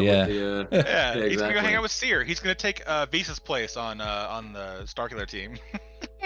Oh god. Oh man. But you know, it kind of depends. Like, there's too much we're in the dark about yet, and I mean, I'll be surprised if we see Leia in game. I mean, they made a point about Jabba. When the last character hit shipments, like the next week is when the character came, the Geo released.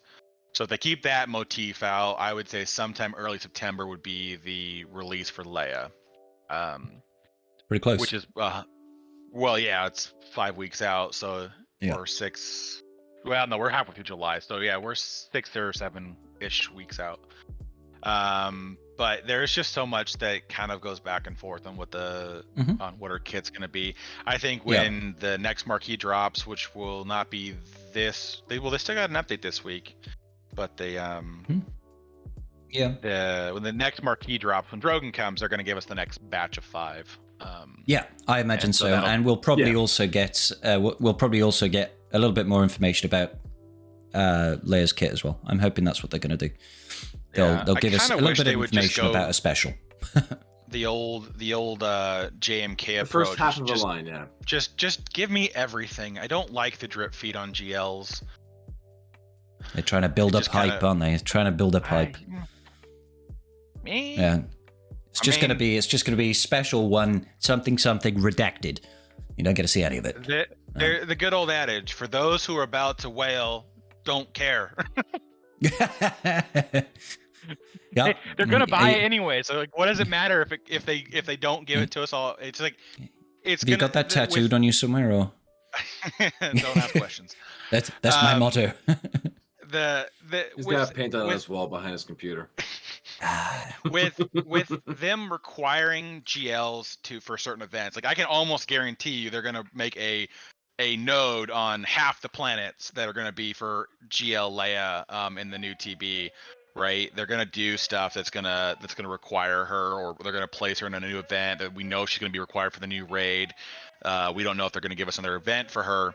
You're selling the point of investing into the character. So there's anybody who can get her is gonna get her, and they're gonna get her as quickly as they can, because they don't want to be left out of the potential rewards. via like in the past when they always released the GLs in pairs.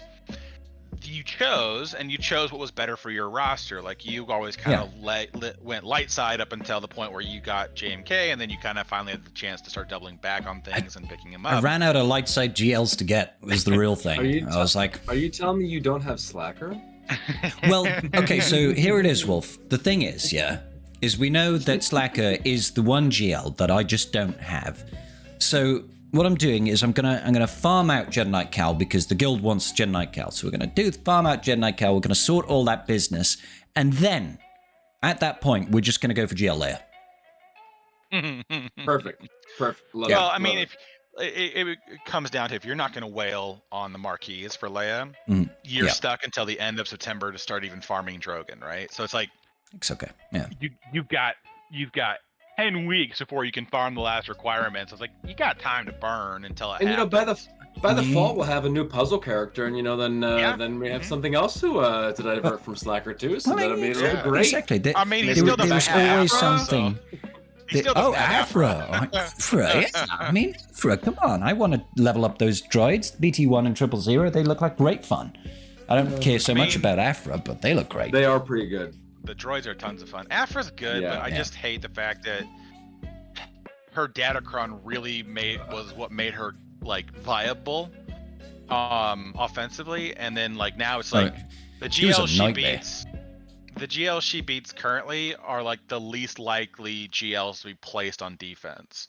So it's like all right, cool. Well, so Afra, go sit on the bench. Have a good time. Yeah. Afra's a GL Leia requirement. No, thank you. That would burn. That could be very rude. That could be rude. I don't think they will. I think, but I did find out that update they added Zeb, Stormtrooper Han, Kanan, Princess Leia, and Chopper to additional I am set. modes. I am fucking set. Let's go, baby. He's like Relic 9, Relic 9, Relic 9. Well, his Zeb is already Relic 9, and his Chopper is Relic 9. Kanan is the next sub reward, which is only 85 subs away. That's climbing up there real quick. God damn. Yeah, Princess Leia. I mean, the funny part for me is that every single one of those characters is R8 or higher for me, as of recently. So I don't think you're gonna have raise your hand. Nobody was surprised. Oh, thank you so much, kid. Excuse me, my arm's getting tired from patting my back. Hold on. It's just like, clapping for myself.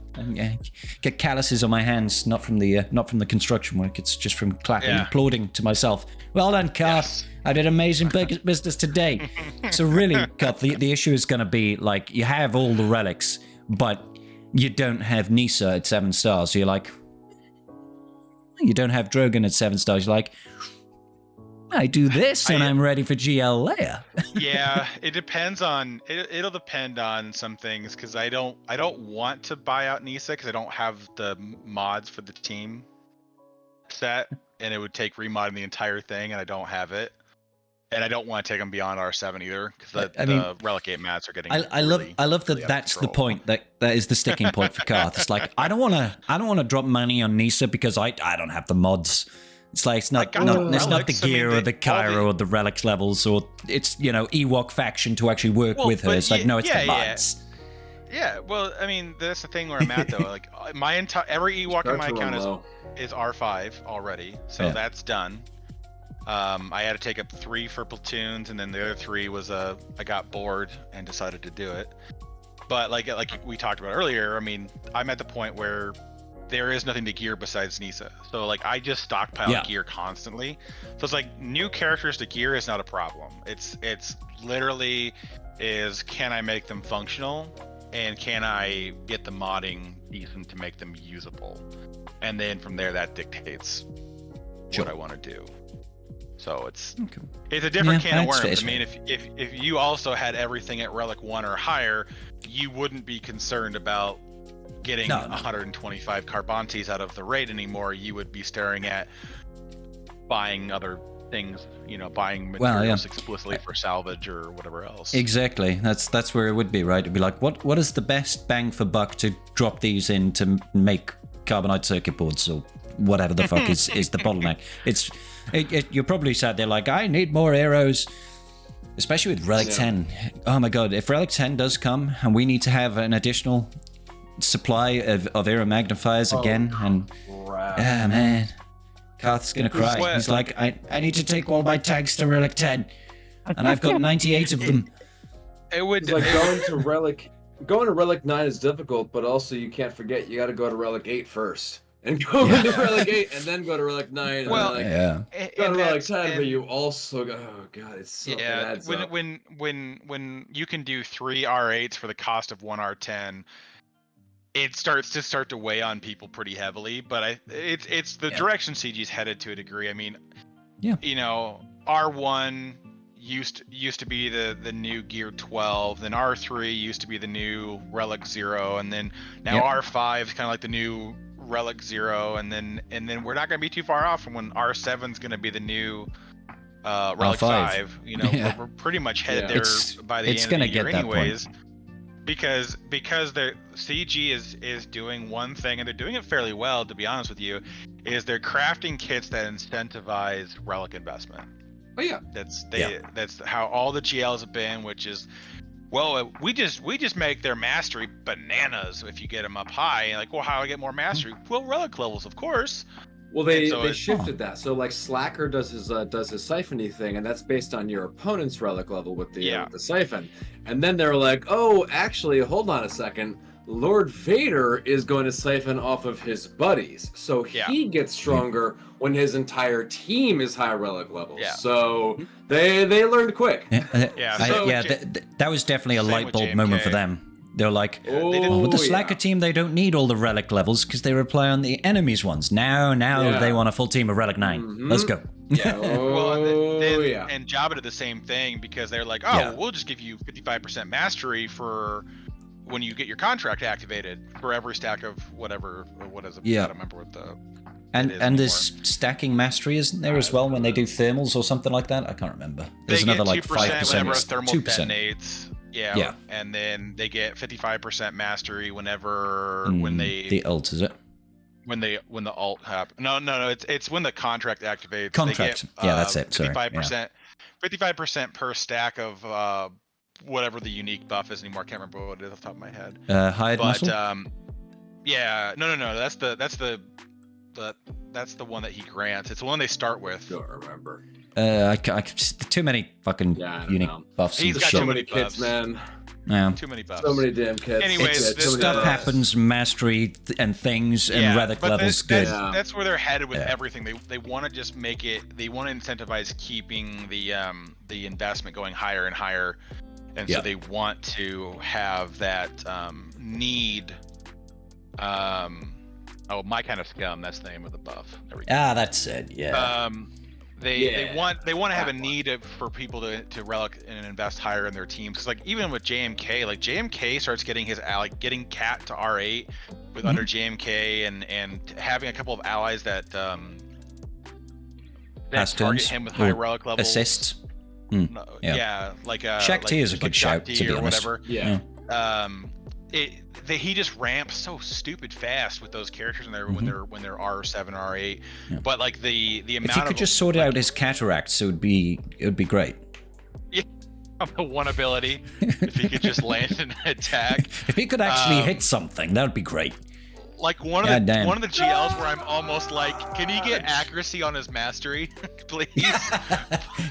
Please. Just throw in if he had Gas's mastery setup, which gives him accuracy, that would be perfect because he just wouldn't miss it again.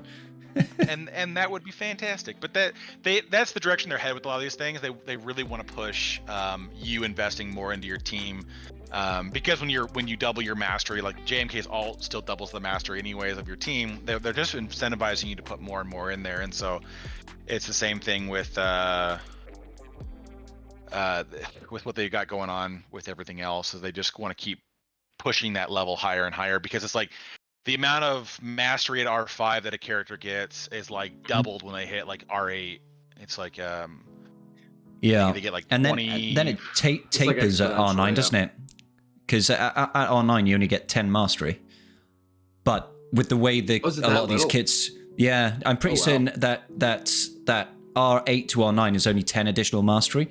But I think the reason that still is important is a lot of mastery ramping is percentile based. So having that additional starting higher number means it's going to compound as your mastery grows anyway. So you kind of want all the mastery that you can get, to be honest. Yeah. Well, it's the difference that like a Relic 5 character has 25 mastery, a Relic 9 character has 70. So you're almost 3 times as much for basically double the Relic. But now, granted, that's not a double because it's very expensive to go from 5 to 9. Yeah. Then 1 to 5. No. But but that's how it plays out, right? Is that the more that you have to work with, when you gain 50% of 70, it's a much bigger number than 50% of 25. So it's just how they play it out. Is they want to give you more and more to work with. I mean, Malikos kind of has the same idea in his kit. He gains 50% mastery as part of his unique. So he's going to be another character that you're going to want to take probably R8 out the rip because he's so just going to gross.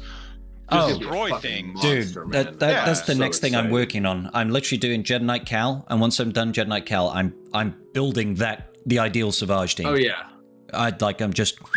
He's getting ideal Savage team. Malikos, not Savage. Awesome. Yeah. Yeah.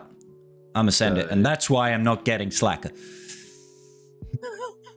'Tis a noble quest. The noble quest of ignoring this one really good GL. Yeah. Slacker will definitely be just a back burner project for Yeah. I'm slowly working on it. I've got two of the characters geared up and reliced up. I've even gone overboard on Sith Trooper. To be honest, crew and Sith Trooper. Yeah. To be honest, if the legend unlock for the winner is not Star Killer esque, then I think there's your window to go after Slacker, because it's like I loved Afra, but it's just so unfortunate that like all of her, she's still a good character. I don't want to undersell her, but like the GL she's meant to fight, you never see on defense.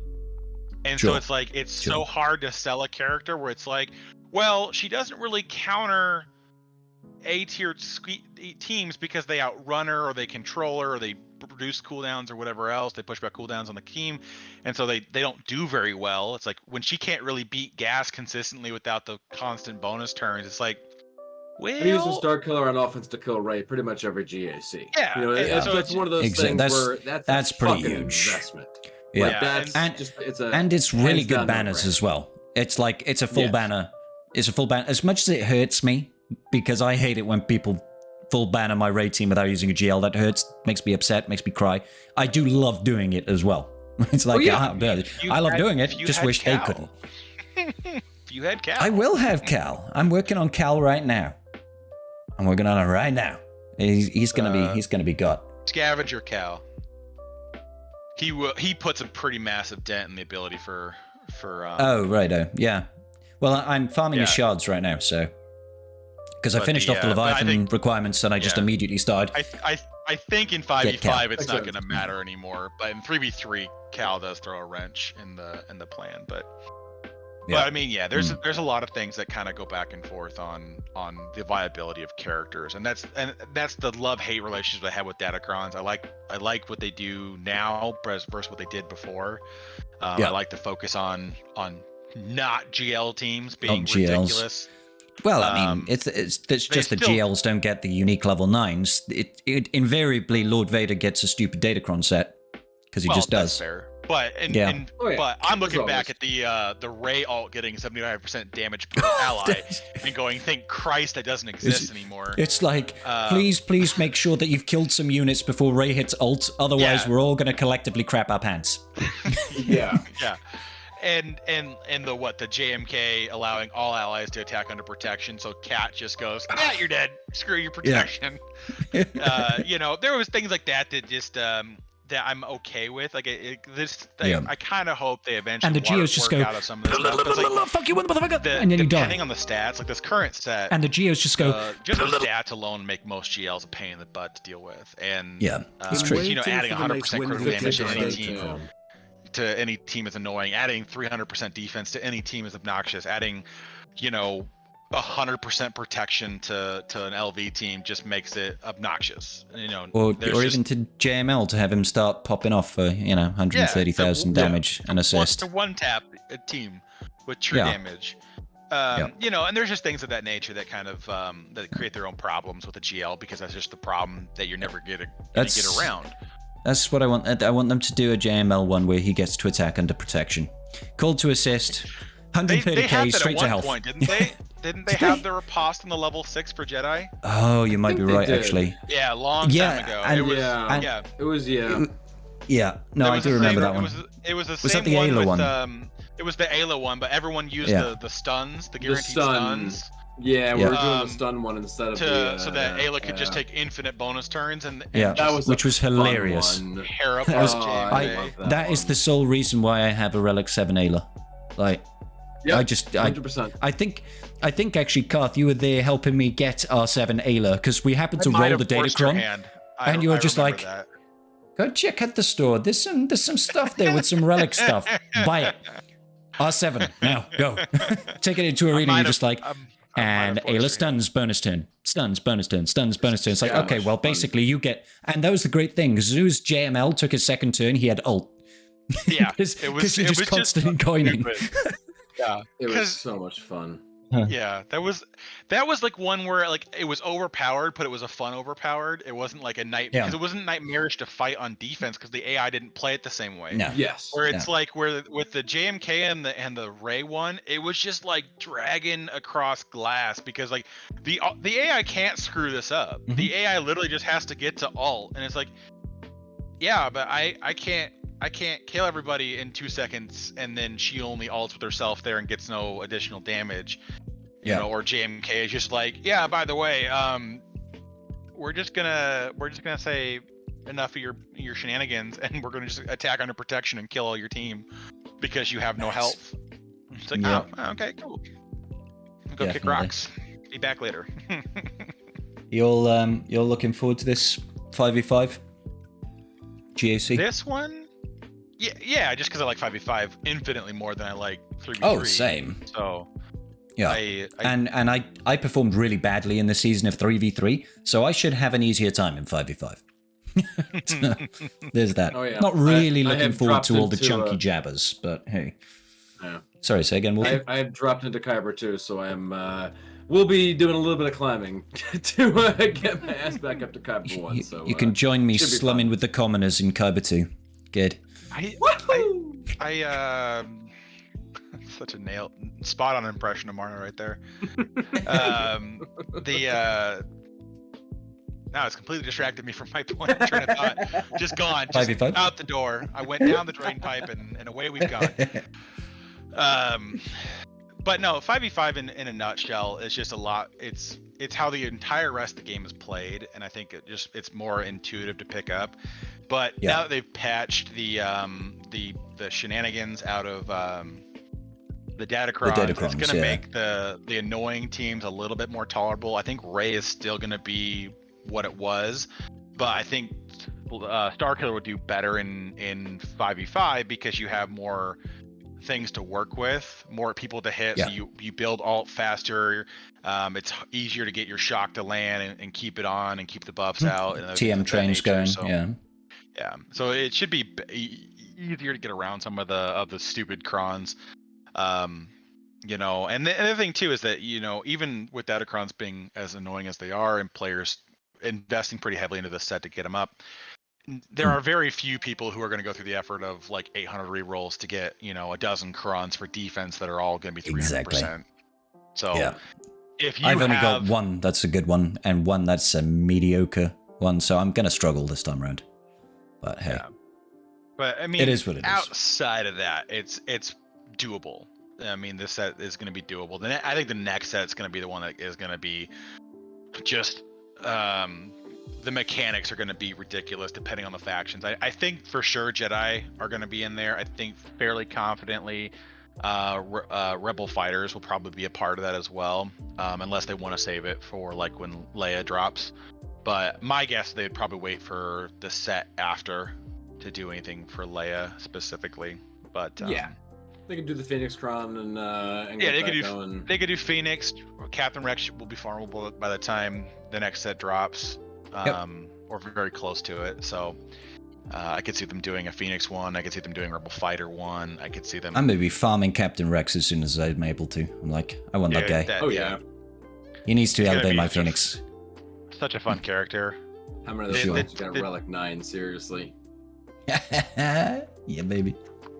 we gotta just make sure it ends up being your next sub goal. Is just keep the Phoenix train going. My fingers are crossed. My fingers are crossed. 3/5 of the way there. You got Kanan, Ezra, and Zeb, and they're Kanan, Zeb, and Chopper. Yeah, but Hera's already R5 as well, so it'll just be Captain Rex, and then it's who's the lucky last person. Come on, got to make it happen, Captain. Captain Rex was solid, and then your 5th is just kind of optional. I mean, like I said, like on defense, I'll probably run double tank. Otherwise, I think the team's too easy to pick apart. Offensively, I'll probably run Chopper because I can utilize the cooldowns in my favor and then use the abilities appropriately. Mm-hmm. But yeah, it's gonna be that team is gonna be bonkers. Use our Phoenix appropriately. Yeah, 100%. They're not cannon fodder for burning cooldowns on a GL anymore. Now they'll just kill the GL instead. Oh yeah, it's the wonderful age we live in now. Phoenix is meta. Still not used to hearing that. We'll maybe get there one day. I love it. Cool. I'm not sure if I've got anything else to really discuss on today's show. It's been a fun one. I think we've talked for 2 hours. Yeah, 2 hours. Yeah, roughly. That's far too long for a podcast, but I don't care. I'm still pushing it out. No. You could just do an intro somewhere in the middle and then seamlessly make it 2 episodes in one. Well, there was the break as we switched from Zoom to Discord, so that's there you go. I'm gonna have fun sifting through and finding where that break is to do the one edit for this podcast.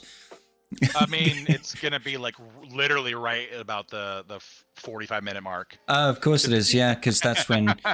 But at about 15 minutes or so, about half an hour. So yeah, that'll be good. Zoom told you to pound sand.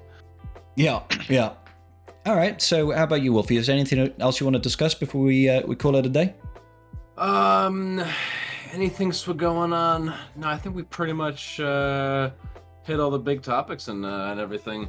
Interested to see what the breakdown for the for Leviathan abilities are going to be. You know, how high you take that thing to get to unlock everything. Because there's some spicy stuff there. There's like some really interesting stuff over there. That capital ship looks monstrous. Yeah, gonna be interested to see animations. Gonna be interested to see exactly where everything happens. Because oh god, that thing's gonna be terrifying. Yeah. I really hope I want to know how boned we are. A proper kit reveal on Tuesday for the actual ship. But yeah, that's the big thing we're looking at, right? Is the where does the power cap really come in? Is it going to be 5-star and you're going to be able to actually follow through with a lot of the mechanics, or is it going to be like you have to get 7-star to disable the ult?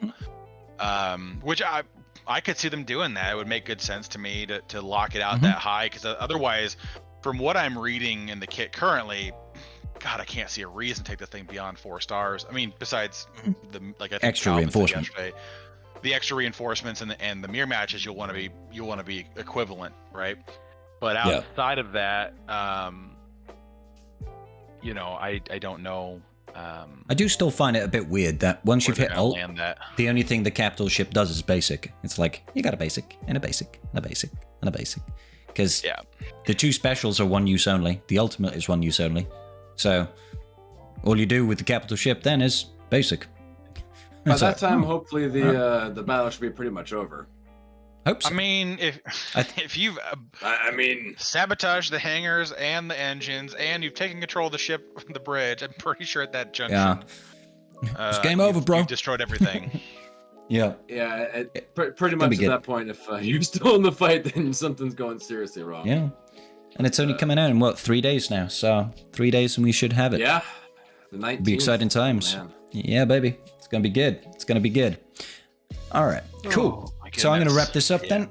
Gentlemen, thank you so much for joining me today on this inaugural episode of whatever we call in this podcast, featuring you. Actually, Wolfie, why don't you tell people, what do you do, where you're from, where can people find you?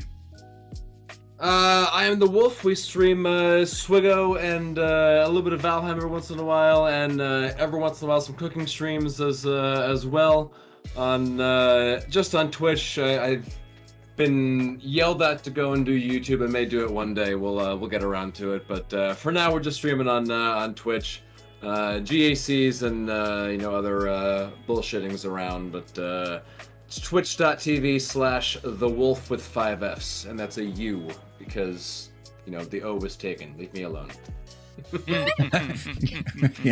And Carth, now you're not currently content creating per se. I mean, but I would say that I do content create. I just don't reap any of the benefits of it because I do hang out talking with to quite a me is few- benefit enough, Carth, all right?